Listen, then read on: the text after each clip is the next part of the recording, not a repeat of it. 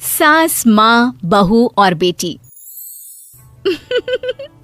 नहीं नहीं, ये कहानी इन सारे के सारे रिश्तों की नहीं, बल्कि दो रिश्तों में ही सभी रिश्तों के होने की है। अरे बहू, मेरे और तेरे ससुर जी की रोटी मत बनाना, मैं बना लूंगी, दिन तक ठंडी हो जाती है। बहू जो कि एक वर्किंग लेडी थी। नहीं नहीं माँ जी, मैं अच्छे से कपड़े में लपेट देती हूँ ना, आप क्यों मेहनत करेंगी, माइक्रोवेव में गर्म कर लेना।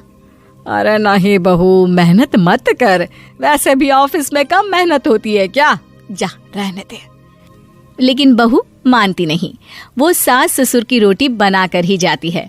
दोपहर में खाने के वक्त ससुर जी कहते हैं, अरे बहू को रोटी बनाने के लिए क्यों मना कर दिया, क्या हो गया, ठंडा ही तो खाते आए हम लोग हमेशा से।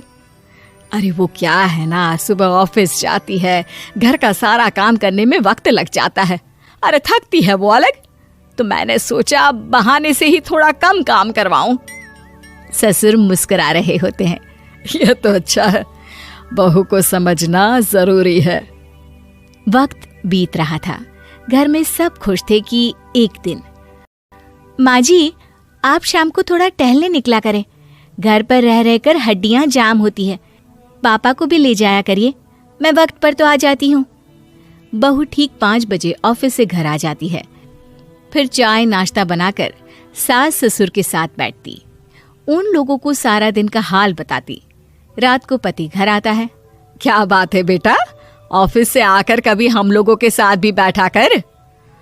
अरे माँ, दिन रात काम करके मन ही नहीं करता, अगले दिन की फिर तैयारी होती है, आप और पापा ही कमरे में आ जाओ। इससे अच्छी तो बहू है, कितना भी थकी रहे, घर आकर हम लोगों के लिए चाय नाश्ता बनाना, फिर बातें करना। बहू ना होती तो हम बुढ़ा बुढ़िया तो बैठे ही रह जाते। सास और ससुर अब बहू के कहने पर शाम की सैर पर निकलने लगते हैं। सास की कई सहेलियां बनती है तो ससुर को भी कुछ बुजुर्ग लोगों का ग्रुप मिल जाता है। कैसा रहा सहेलियों के साथ शाम का वक्त? हम लोगों ने तो भाई खूब योगा किया। अरे हम लोगों को गप्पों से फुर्सत ही नहीं होती। वैसे मिसेस मल्होत्रा आज बहू के बारे में कुछ बोल रही थी। तभी वहां ऑफिस से बहू आ जाती है जो जींस और टॉप में होती है। क्या बात है माँ, क्या कह रही थी आपकी सहेली आपकी बहू के लिए?